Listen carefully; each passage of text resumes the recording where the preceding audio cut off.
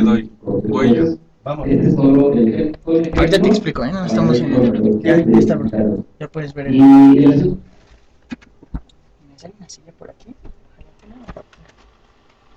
Este... La presentación la tenemos. No, aquí está. Ok, entonces... Te la pedí, pues.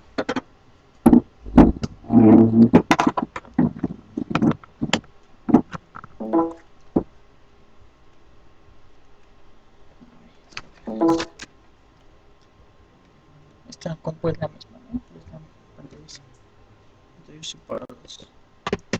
Tienes que cargar ahí en la presentación también. Ok, ahora sí, ahí está sacando la presentación, por favor. Here. ¿Ya mandaste la nueva? ¿El nuevo link? Ya está... O sea, no te lo he mandado, pero ya está en YouTube. Ok. Implementation. Sí.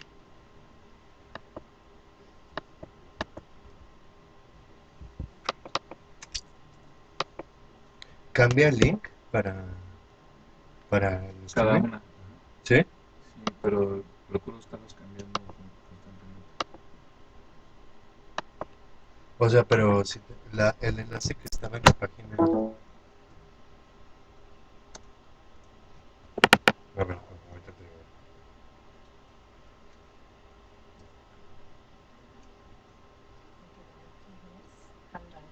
Yes. O sea, por ejemplo, este link. ¿Qué onda? Ay,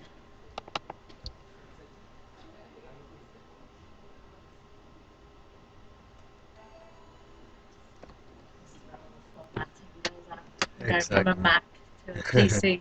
There's a link on this one. Nuevo link en la página. ¿Ya ven? ¿Ya los tienes en la otra? no. Pásame la otra también. Sí. Ah, ¿puedes pasar la presentación al escritorio? La que dice Climate Change Imagery. A ver, es que hay que abrir la presentación porque hay que bajar un video. Ah, es que le estoy tratando de abrir, pero... No sé, no puedo.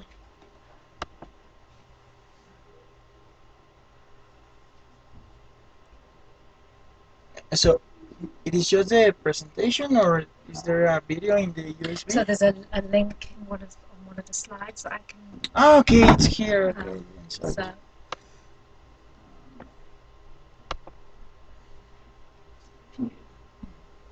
scroll down. Carry on. You can scroll.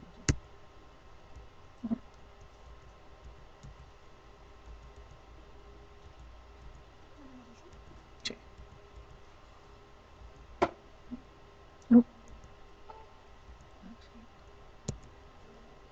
Oh, that's gonna be. Okay.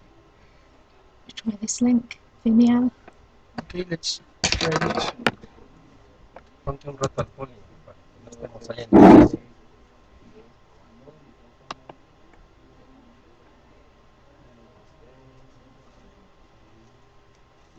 Ahí puedes poner también el video de la 22. There are two links. The second one didn't work for me this morning, Oh, so okay. that's this one seemed to work better.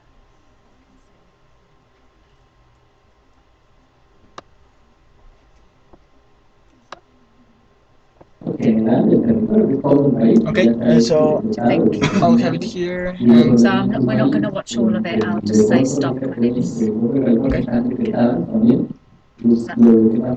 ¿Se está cargando? Starting now.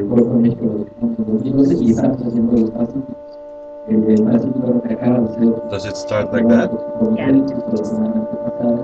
Oh, okay. Voy a poner pausa ahí. And then, okay, so I pause it. Okay. Voy a regresar tantito. Thank you. You're welcome. Gracias. ¿Tiene sonidos en el video? Sí, güey. A ver. Uno de estos dos es el que nos Pero va va a por dar. cambio. ¿No? Entonces, mira, en realidad esto va para el streaming en YouTube. Y tú, digamos, a través de esta ahorita vas a controlar el que realmente ya te esté diciendo de, la que sigue, pasa el video. Entonces, bueno, pues ya, tú, digamos, si quieres ir a la que no estamos usando. Ese video no se lo usa. ¿Eso no? No.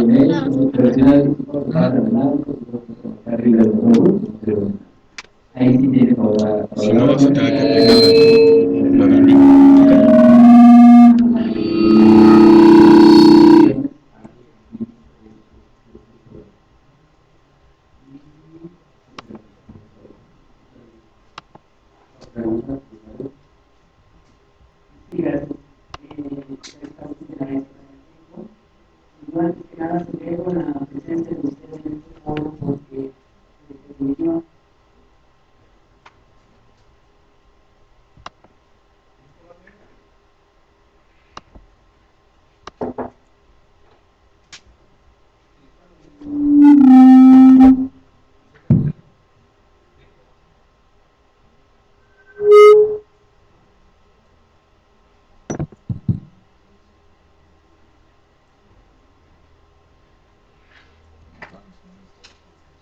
¿Dónde está?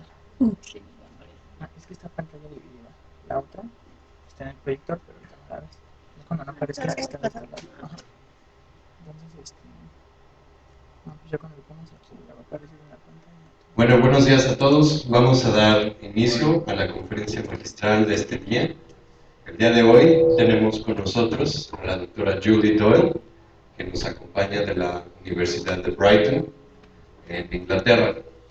Ella viene a hablarnos sobre las imágenes y las representaciones visuales del cambio climático y cómo éstas tienen un impacto, una influencia en la gente y por lo tanto la gran importancia de la comunicación de la ciencia. Entonces hay que entender estos fenómenos, las imágenes del cambio climático, y eso es lo que viene a presentar. Julie, thank you very much for being with us. Tú me dices cuando ya está la presentación ahí. Si llevas la presentación. Sí, ya pues. Hello, everybody. Firstly, I'd like to say thank you very much to Dr. Carlos Guy Garcia and Dr. Luis Fernandez Carroll for their kind invitation to speak today. This is actually my second visit to Mexico City and my fourth to Mexico, so I'm very pleased to be here again. And thank you also for allowing me to speak in English.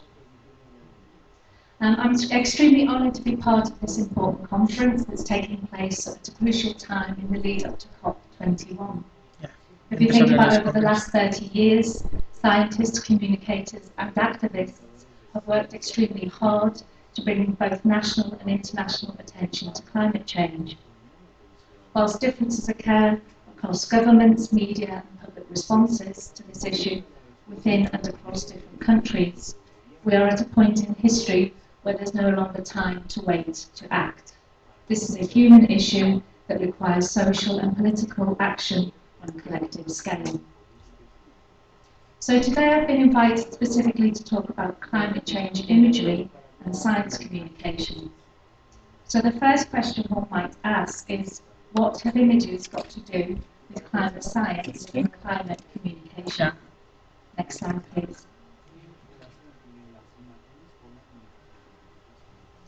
So in this presentation today, I will argue that images are central forms of information and communication about climate change, both as a scientific issue and as a social and cultural issue. Images are central to how understanding of climate change is produced, shaped, and consumed, and in the shaping how different forms of knowledge and meaning are produced, and how different forms of social and political action are both encouraged or discouraged. Therefore, climate change is not just about understanding science, it's about understanding how forms of communication about climate change, including science, shape our perceptions about this issue. And images are crucial forms of such communication and are therefore worthy of our attention. So today this presentation will argue for the importance of both recognising and understanding the role of imagery in all forms of communication about climate change. It will also acknowledge that within scholarly research, it's only fairly recently that images have received the critical attention that they deserve. This lack of engagement with visual climate communication has been to the detriment of our understanding of how people make sense of and make meaning about climate change. At the same time, acknowledging the importance of imagery as a form of communication, engagement, we then need to think more critically, creatively and strategically about how we communicate climate change, whether through images or other media and cultural forms, and in doing so work towards more meaningful communication. So I'm going to argue that it's only through interdisciplinary and creative collaborations that we can learn respectfully from each other and produce meaningful communication and collective practice that truly addresses the social, cultural and political dimensions of climate change. Climate change and the environment are not separate from humans. We are part of it. From the actions we take or do not take to the cultural and social values that we hold, many of which require changing. One important caveat: climate science and many other forms of science are not separate from culture. Science is itself a product of culture and society, from the empirical forms of knowledge to the institutions that support it. As a former climate scientist and professor of climate and culture, Mike Hume says, how we make sense of climate change and respond to it is informed by our cultures. So in acknowledging the cultural dimensions of all forms of knowledge, I do not mean to dismiss their importance or credibility, for we are all too aware of the historical and ongoing discreditation of climate science by powerful lobbying groups, and I know that John Cook is going to be talking about that tomorrow. But rather to acknowledge some of the limitations of the disciplines and practices we work within, and in doing so be more open to working together across disciplinary and practice boundaries to address the multiple dimensions of climate change. So throughout this presentation I'm going to draw upon my own research in the area of visual climate communication, as well as those of others. This research is predominantly focused upon examples drawn from the UK, Europe, North America and Australia. It therefore also reflects a Northwestern perspective. However, in presenting this research, I'm not assuming that the same findings would emerge in Mexico or other countries. After all, visuals, like any form of communication, are produced and make meaning within particular social and cultural contexts. But I do hope that there are points of similarity and also of difference, and I'm really happy to learn from other perspectives too, and to hopefully open up a dialogue about visual and other forms of climate communication. So what role does the visual play in climate change science and climate communication? Next slide, please. If you think about images in climate science, climate scientists have long been reliant on imaging techniques to visualize data, as well as to predict future trends in warming. Over the years, since the publication of the first IPCC's report in 1990, these computer modelling techniques have become more sophisticated and visually complex. These images that you see before you are from the very first IPCC report in 1990. Next slide, please. If we then move to a more recent summary of report for policymakers from 2014, if we look at this from a communications perspective, the images are more colourful, more aesthetic, and arguably more complex. However, if you think about the basic scientific premise of climate change, that global temperatures are rising due to increased levels of greenhouse gas emissions due to human activity, then that hasn't changed over those years. At the same time, photographic images are being used by the IPCC to document climate impacts and climate solutions. Whilst the IPCC report since 1990 have used photographs on their front covers, these haven't been used in the actual reports themselves. However, a new communication strategy has been used for the 2014 synthesis report, and you'll see that a website actually accompanies this report. Next slide, please. Here you can see how graphs and the computer model simulations that are in the report interact with photographs depicting climate impacts to humans and to the natural world. And images, increasingly photographs, seem to be increasingly important to climate science and its communication. Next slide, please. So climate imagery now covers a vast range of media and other themes, including climate impacts, science imagery, information graphics, films, images of non-human nature such as animals and landscape, people such as politicians, activists and scientists, images of solutions, and also cartoons. Next slide, please. How has this visual language emerged, and why has very little critical attention been given to the important role of imagery in climate change? Next slide, please. So if you think back to about 8 years ago, around 2007, the publication of the IPCC's fourth assessment report, there were only a handful of published research articles exploring the visual communication of climate change on the pamphlet, as you can see. Most research on climate communication at the time was focused upon the textual discourses of media representation, exploring the definitional struggles between different stakeholders, including science, politics, and media, industry, and NGOs. Yet even with the dominance of the visual within contemporary media culture, this lack of focus upon imagery is a surprising oversight. For those of us who are media and communication scholars, this is particularly reflected in our reliance upon news databases that often do not or did not include images. Other reasons include a general perception that given climate's invisibility and its temporal complexity, that in fact there were no images of climate change to analyse. Indeed, the very difficulties of creating a visual language of climate change are partly engendered by its characteristics as a spatially and temporally complex phenomenon, whose effects only become visible when they materialise as symptoms. In a culture invested in the images of form of truth, this is particularly problematic. Over the last 7 to 8 years, however, we have seen an increasing turn to the visual within research into climate communication, and it's now acknowledged that an examination of how climate change is visually mediated is central to understanding how climate change is multiculturally meaningful. Indeed, if we are truly to address the urgencies of climate change, and our lifestyles, cultural values and social practices must be examined, giving the centrality of visual images and visual practices to our everyday life, and a focus upon the visual as integral. But what's my particular interest in the visual? My interest was sparked by probably my dual role as a media and communication academic and also as an environmental activist with a training in visual arts. As a former voluntary local Greenpeace UK campaigner from the mid-1990s, my experience of communicating climate change to the British public during that time was one of disbelief and indifference. The British public said, "We can't see global warming, so it mustn't be happening." For over 4 decades, Greenpeace's strategy has been to bear witness to environmental destruction, often through photographic documentation of this destruction, and also in visualising environmental activism in order to gain media attention. I argue that as an invisible and long-term issue, climate change actually represented a crisis of representation or communication for environmental NGOs specifically, but also climate communication more broadly.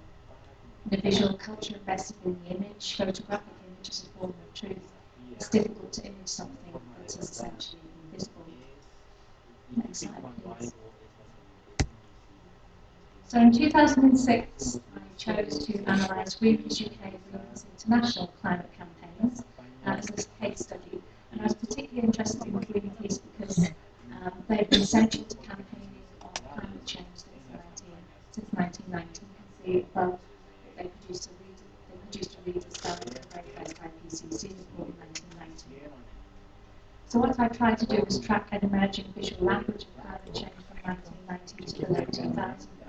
And interestingly, this visual language corresponds to the images that were appearing within British media at the time. You can see in the early days a kind of visual language is trying to be established. So from 1994, you can see emerging impacts, which often have impacts to houses, to land. The other publication, Climate Time Bombs, clearly trying to demonstrate the need to have immediate action on climate change. This is something that is ongoing and developmental. You also probably noticed reference to nuclear mushroom cloud. But if we look at 1997 in the bottom left-hand corner, we can see that around that time a new icon was found, a very famous icon, the polar bear. Now, throughout this time, Greenpeace did also and do continue to offer credible solutions to climate change, but the image of the Arctic and the polar bear have persisted. You can see that recently in the Save the Arctic campaign. I just would like to say that these are only images we associate with climate change because they have been actively constructed as representative of climate change, and that's taken a long time to use these to make these images signify and represent as climate change. So actually, a polar bear doesn't necessarily have to represent climate change because of the work that's been done around it and it does. Next slide, please. So what have we learned so far from research about visual climate communication, and where do we go from here? Over the last 10 years or so, scholars have analysed the role of images in climate communication across news media, film, documentary, and some NGOs. They've identified a number of key findings, which Alan briefly summarised here. If anybody's particularly interested, there's an excellent summary work in this area by O'Neill and Smith for an advanced review of climate change and visual imagery. That's provided interdisciplinary review of climate change 2013. Next slide, please. So over the years and across countries, a wide range of images, as we've seen, have been used to communicate climate change within media and NGO communication. We often think about climate change in terms of climate impacts to landscapes, polar ice caps and glaciers, to animals, non-human nature, but also to people. But what's often has been identified is that these are distant others. Scientific images, solutions, politicians, protests, and increasingly celebrities. For publics trying to make sense of this issue, the images they associate most easily with climate change are not necessarily the ones that enable feelings of agency or empowerment. For example, in interviews with UK citizens, O'Neill and Hume found that whilst the polar bear is an image that people feel most drawn towards, it's also considered the least personally relevant.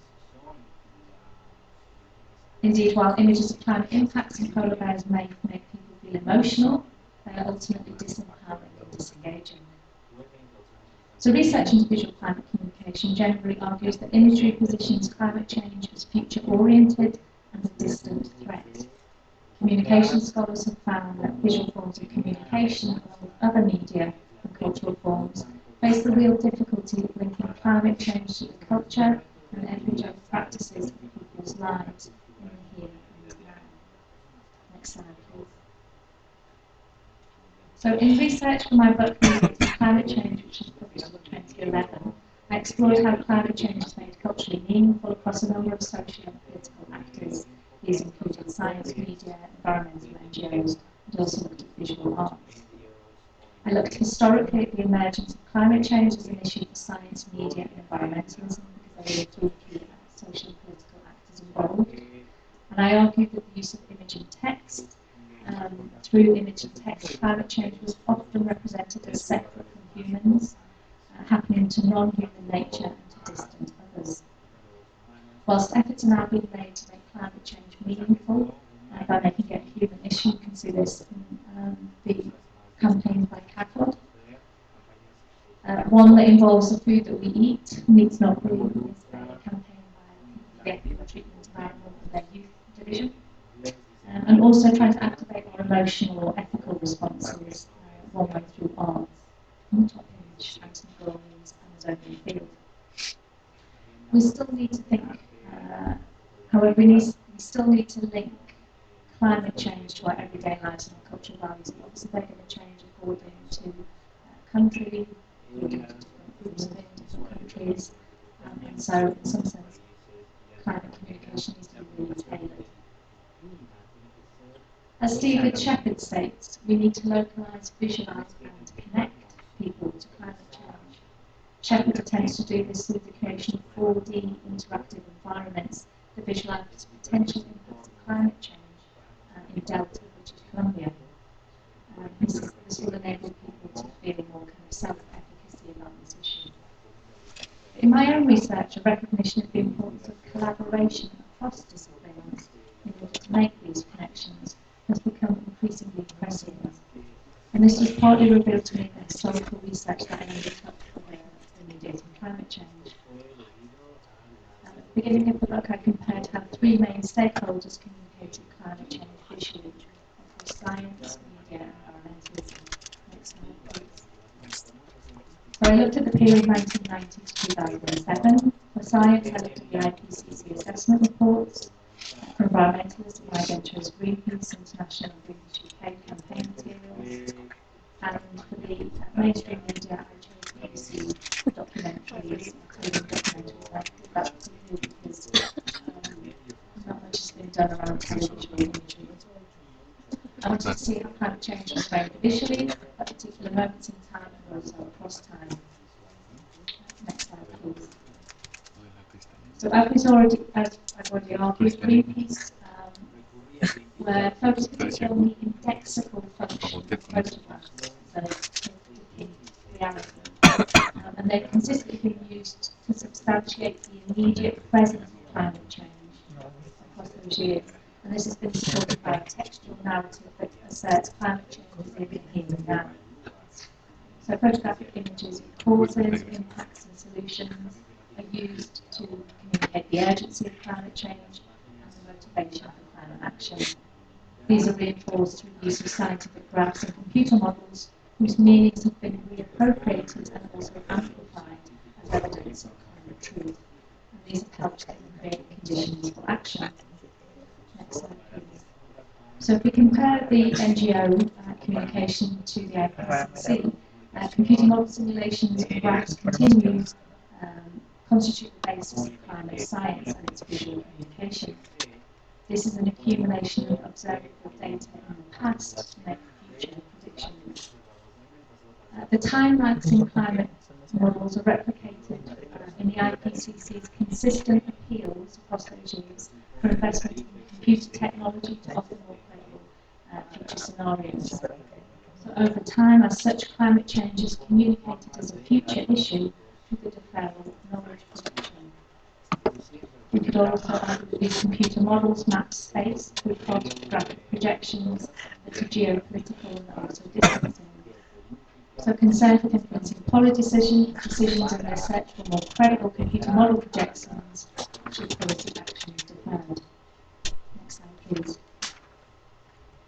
So the BBC documentaries, when looked at over this period of time, consistently used the scientific model projections from climate science as a means of asserting the scientific credibility of those documentaries. What was interesting was early on they actually undermined the indexical status of news media images of weather events that were also used by Greenpeace, and they reified projections of science as truth. So in some sense the BBC have corresponded with the conservative views of the IPCC and its cautious discourses, placing responsibility for scientists and policymakers. David Attenborough's documentaries that you can see on the PowerPoint, Are We Changing Planet Earth and Can We Save Planet Earth, are from 2006. And these are actually incommensurate with the climate science, as human-induced climate change is posed as a question that still needs answering in 2006. So over the 17-year period analysed, Greenpeace consistently presented climate change as a future that is present, while the IPCC and BBC documentaries more explicitly assign climate change to the future. Yet what is significant about all these stakeholders is that they used images, and some of them have used the same images, to convey climate change, but each has given meaning to climate change from their own institutional or organisational perspective, and the values that both enabled and constrained their ability to make climate change a pressing and critical issue. So when looked at historically, to me it illustrates how social and political actors and forms of communication that they use actually need to work together in order to break down some of the institutional and disciplinary barriers that fail to offer a coherent and listening approach. So what happens if we work together? If we think about barriers to effective climate engagement and action, these occur on a number of levels: policy, industry, public level. Collective action can only be achieved if we work across disciplines and practices in a more holistic way, even if it makes us question our own assumptions or aspirations. We need to remind ourselves that communication research is not just about the visual. We need to do more to make climate change meaningful at the level of human, social and cultural values and to the practices of forward the day. Next slide, please. So how do we do that? That is my thought.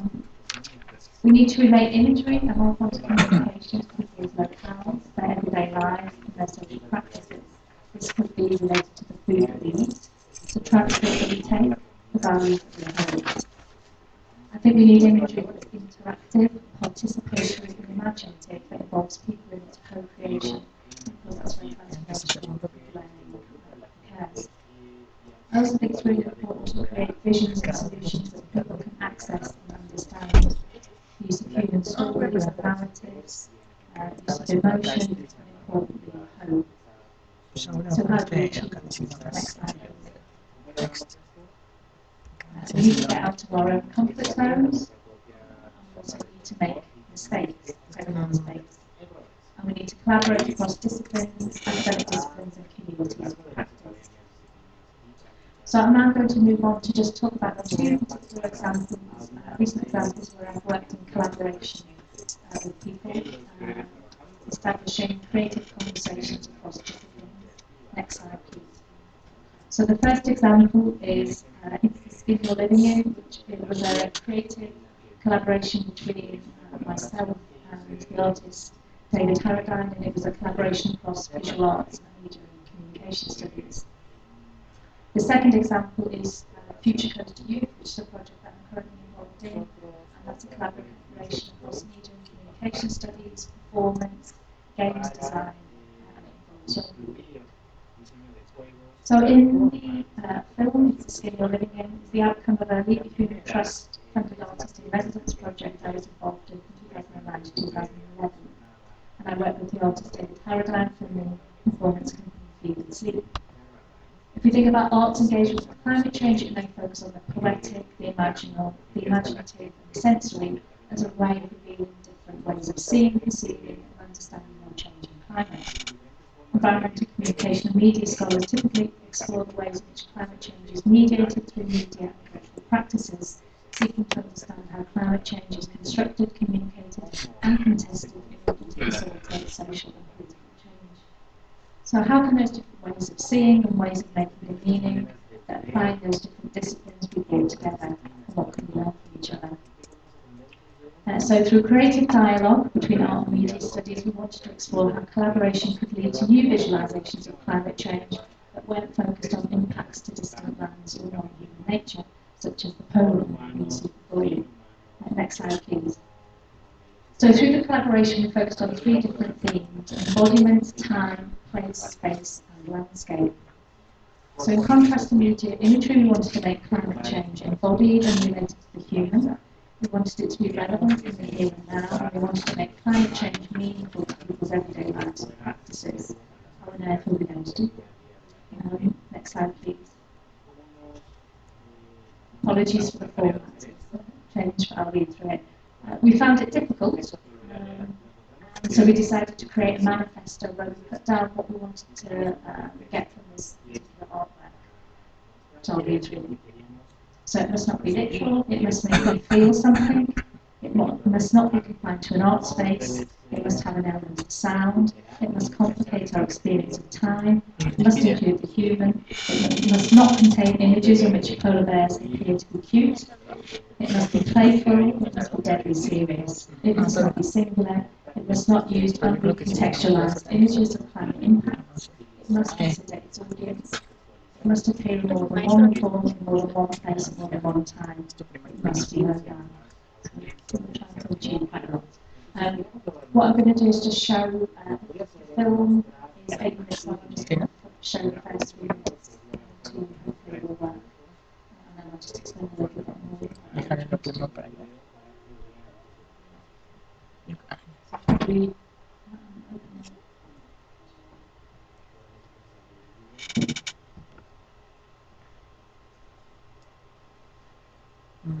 Ya listo. Ahora pone play. Primero encuentra el retorno. Pone play. Ah, ya está. ¿Se puede hacer grande?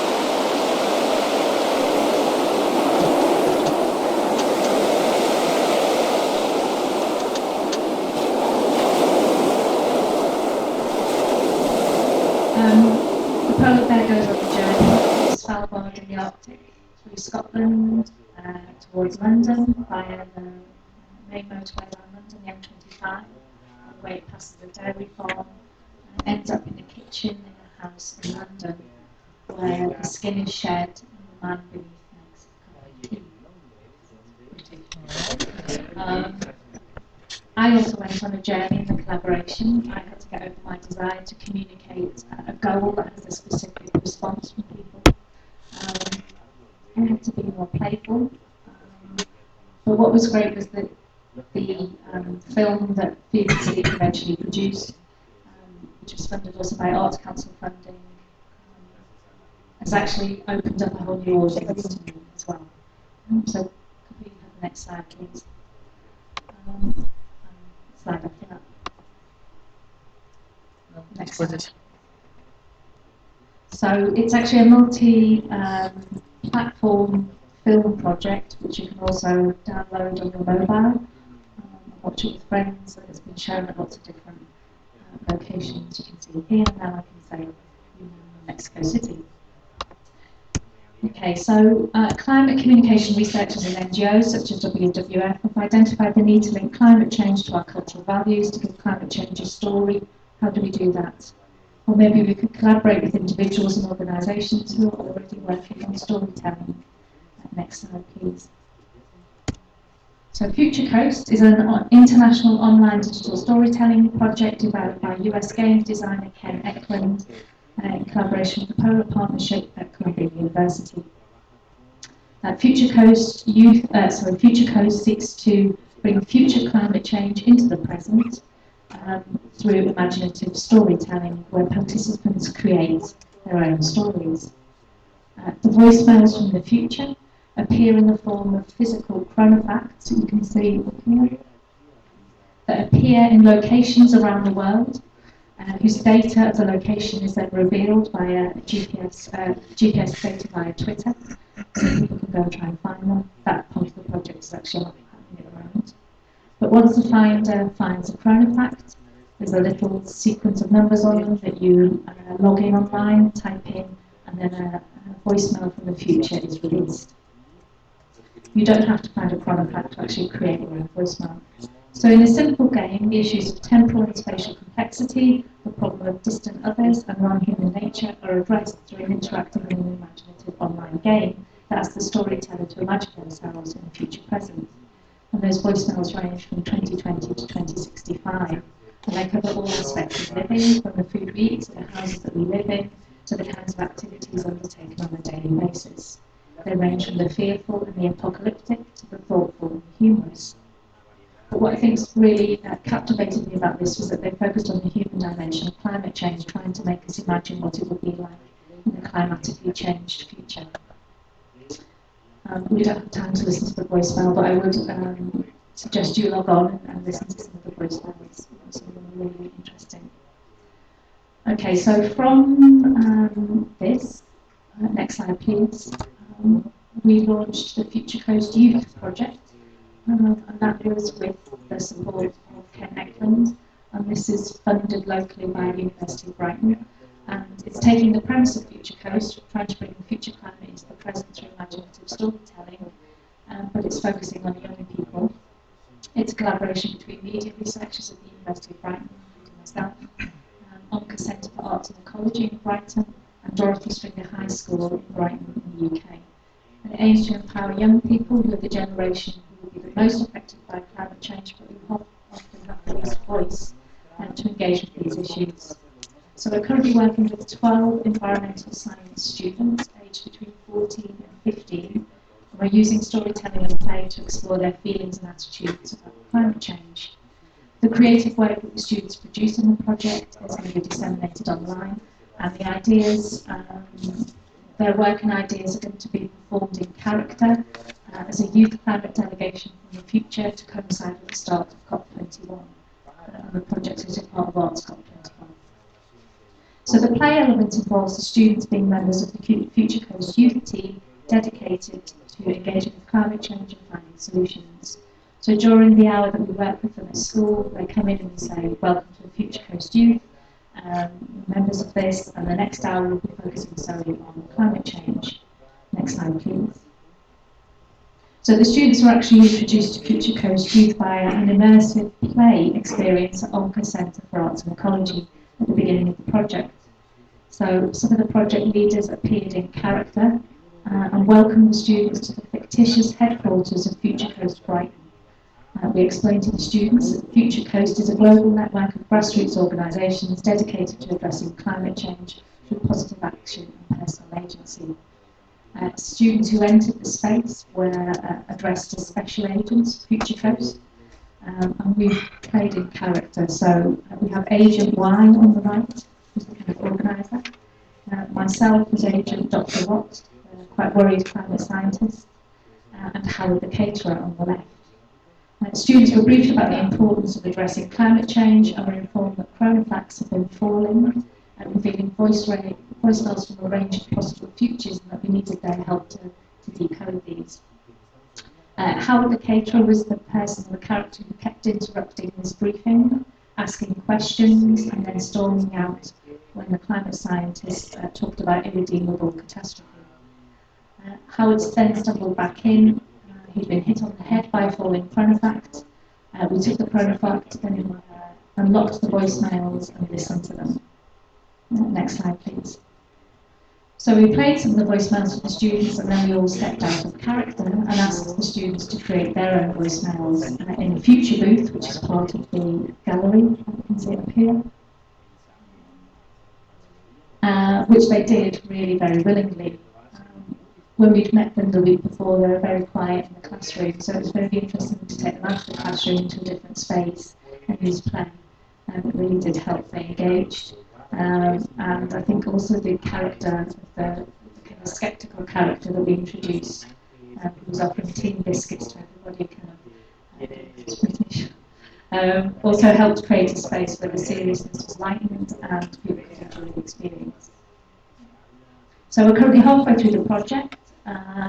We've just sent the students off to produce a creative artefact of their own choosing related to an issue around climate change. It could be around food, recycling, mobile technology. You can follow the project on our blog, and we'll be uploading their work, and we also are going to upload the lesson plans for others. We want to share this as an educational resource. We've been really lucky to have the school agreed for us to do the project, because it actually takes place during students' lessons, and the tutors have also rearranged the curriculum of environmental science. They've placed climate change at the beginning of the curriculum while we've been at the end. So we're going to be at the end doing more formal evaluation of how the students found the project, how they engaged with it, and did the use of play and storytelling help them. So watch this space. And if any of you are interested in thinking about recreating this in your own context, then please speak to me. It'd be fantastic. Okay, so I'm concluding. So, positives of collaboration. I've been really surprised about the lack of concern of ownership coming from an academic background where all your ideas have to be clearly sourced and credited. It's actually refreshing for people to want to share their ideas and for you to go off and do different iterations of those ideas. Often we're seeking to develop from our academic perspectives what's already been done in a practice context, so working together can help create new understandings and iterations, reaching more diverse audiences who may not have been open to climate change before, and they also test our own assumptions and beliefs, transforming our own research practices and the kinds of questions that we then ask. And now I think it's more pressing than ever to cross those real or perceived disciplinary boundaries. So, next slide, please. So I began by arguing about the importance of the visual climate communication. I looked at the relative lack of research on visual communication, and also looked at some of the work that's been done over the last 10 years.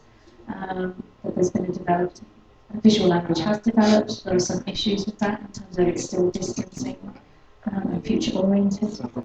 And I've also looked at how collaborative practice can help. So ways forward. These are just some of my thoughts. And this is not just for visual communication, but for all forms of communication. We need to create more engaging communication for audiences related to people's everyday lives and practices. I keep talking about food. I'm very particularly interested in meat and dairy consumption, one of the biggest contributors to greenhouse gas emissions.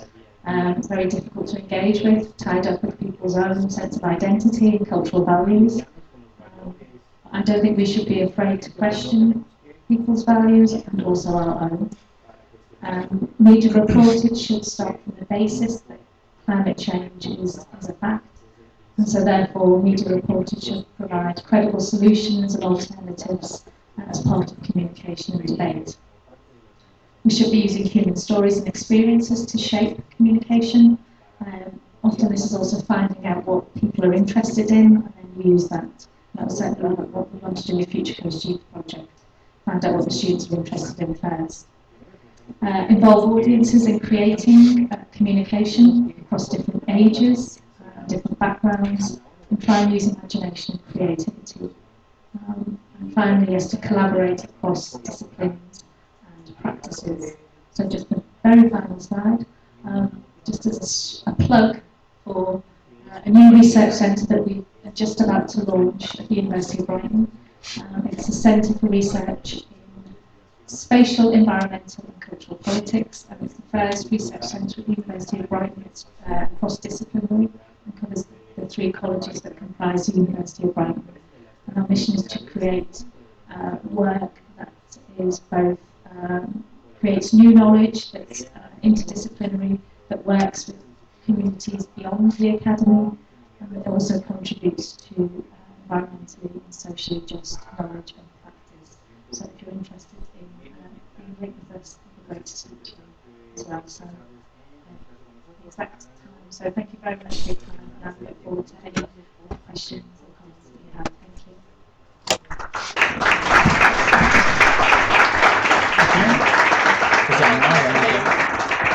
Thank you very much for this very interesting lecture. We're going to start the Q&A section. Si tienen preguntas.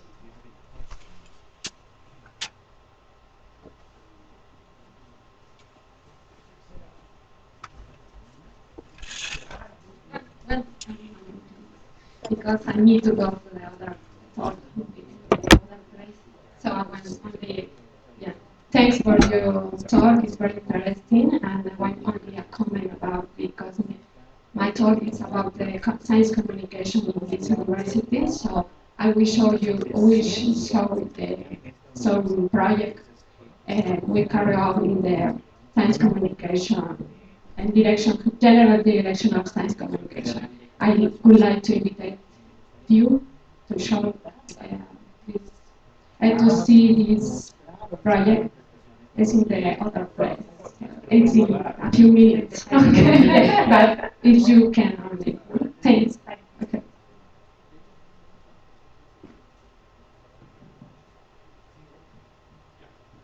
I wanted to comment about or ask you.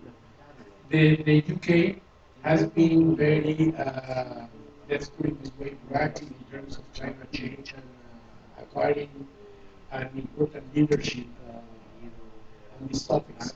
But to what extent the perception of your own government in terms of climate change affects how the rest of society reacts in terms of climate change? Because one point of communication is to have someone very, very important in the media that reacts in the way that you like. And to end on the question is, how about Cameron giving, how you say, flip-flopping around climate change and how that affects the perception?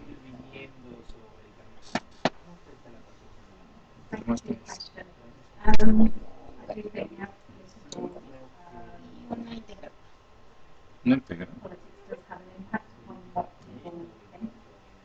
You are right, the government is very ambitious and its targets is now removed a lot of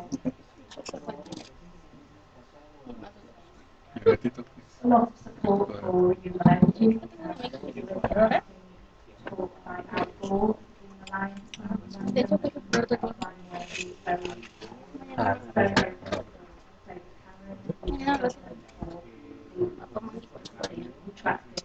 Mañana normalmente tenemos congreso. Ah, una familia, ¿qué? Okay. interesting about the media. Very, most people Oye, ¿qué es el que tienes en tu WhatsApp? Ah, déjalo, te voy a... Es el que te vas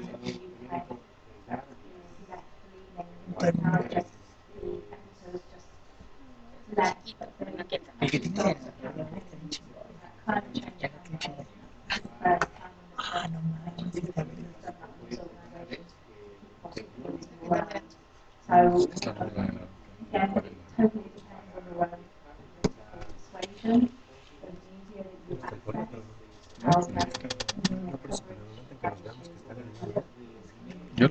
Yo los ficheo. Los tengo en línea, no los he soltado.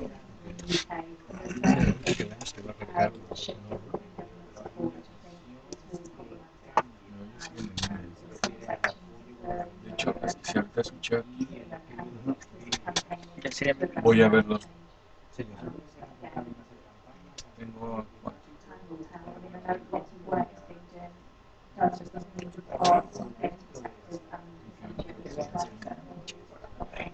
aquí está el pollo. Yo mañana a las 5, no a las 6. Ah, vamos. Marketing has been really successful with the private companies to achieve that the message gets to the customers and Puedo cerrar No, mi pero but how aquí no much se puede no les llegue o sea, un cajito. twist the message of climate change in order to achieve that Cerrar este pedo. let's say customers que get ahorita no me están so mandando. conscious. I mean, we really follow values which marketing and private companies don't. Es el del No, pollo. pero So how much have Todavía we no está played with the message arriba, in order hasta to arriba make de su nivel. most En people el momento en get que tú conscious me des la about indicación, climate change? I abro mean, más they are el achieving the sonido goals, but we para are ponerlo not. en plataforma. no, bueno. Sería. The private companies, De aquí podemos but ver we're el poli, not. ¿no? Because I think we can't Entonces sería abrir communication el comes from Mozilla perspective y irse al sitio donde el poli De está hecho, transmitiendo. entra a su página. Ujú. Es que if hicieron unas your mamadas. communication is Se me dieron un link que está en el entonces yo tuve que instalar todo. criticism of the social marketing approach to communication, Entonces, mira, si te metes en la de Y es Bing, para mí una cosa not really que tenemos addressing que estar cambiando the level of de political engagement to YouTube. environmental change. So some nunca digital Congrerso. channels Oye, Los voy dejando grabados. businesses, I mean, there are businesses that are engaging. transmisión en vivo. Consultancy research for French.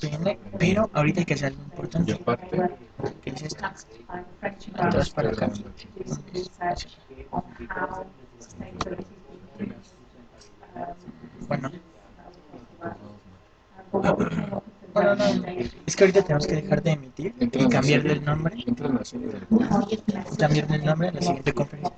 Entra en la serie del pollo A ver, para ver si no, on those ustedes businesses al that final, better practices and they porque can't si no está muy ok. Ah, ok, esto es lo que estamos. engage with thinking about products life cycle.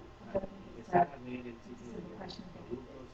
ayer cargué el software, Demands us all to correr, accept te the va a work bajar that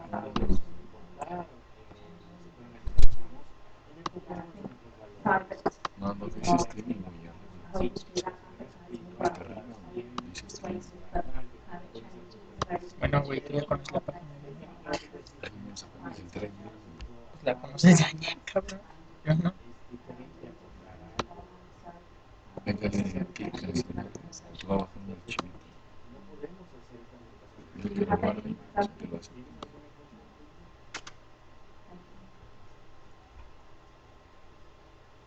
Ahorita que lo descargue. ¿Ya terminaste la transmisión? Thanks for your talk. It was very interesting. I'm just wondering how climate change has really different meaning and emotional context for someone who's, the children you're working with versus grandparents versus people who've just become new parents. Y ahorita, How do you desde abril, maybe make a message that's relevant to everyone, or do you split up your messages and you really have to Esa target presentación de different atrás. ages and different values and how? I think Ah, one la of the plataforma ones se that está abriendo. is now it's a very small group, they write local context, is to find out what they're interested in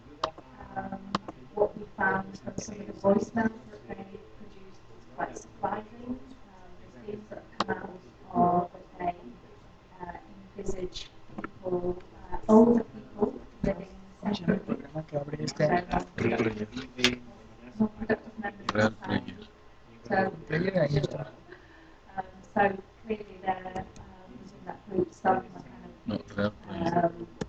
yeah, concerned about productivity. I think that generation of students very much ¿Qué se le grew cancela? up in a neoliberal individualistic society where it's very difficult to think collectively. Es- So, and often at that age, they're just interested in not wanting to step out of the box. So, what we did with them was try to get them to tell us what they thought about climate change, how they felt about it. Interestingly, people were saying they were frustrated, they were hopeful, not much fear. Then I couldn't discuss Transmitimos a la- more in more detail, but yeah, I think people's age and background do matter in climate. It does need to be tailored, but then I think there's also a need for more general communication and then more engagement. But it's not just talking out. Pues ya ahorita que acabe de responder esta pregunta ya lo voy a dejar. De hecho ya comenzó. I have a theoretical question. We have to make difference between climate and weather. Climate is a scientific construct. It's restricted. Nobody has seen climate. Climate is a global discussion. Weather is individual. We can feel the weather. But Sí, this yo is individual. ¿Qué hago con este papito? Cárgalo para que veas el juego. So, for the discussion in the ¿Qué firma es este? my problem is no knows the relation between climate and weather directly, causally, but in the communicated climate change. Gracias. Strict authority climate change and weather. How can you communicate this condition or this problem that all of this what we know about the relationship between climate and weather is a possible relationship. And if we say it is a possible relationship, we can also say otherwise it could become another scheme. And this means we can communicate the scientific findings as conditions. Yes. Yes, the climate science is This big. is reflexive communication. All we have seen is direct relationship between theoretical foundings about climate and regional impacts in the weather. But that's not right. Yeah, I think there's climate science says that there is an increased potential for extreme weather events to occur. The increase the intensity, the increased likelihood, and you can communicate that. There's some really interesting work by Imagery in the US. It's managed to get a number of weather reporters on mainstream US television to include in their reportage discussion of climate change and talking about the weather in terms of likelihood of climate change, No escuché ese güey. likelihood, the quantity of extreme weather events. So as long as you communicate it carefully and clearly, then I think that is important. I mean, you're right to describe those climate impacts imagery, but at the same time, weather is related to climate, and this is an important link to make because weather does have a direct impact on Okay,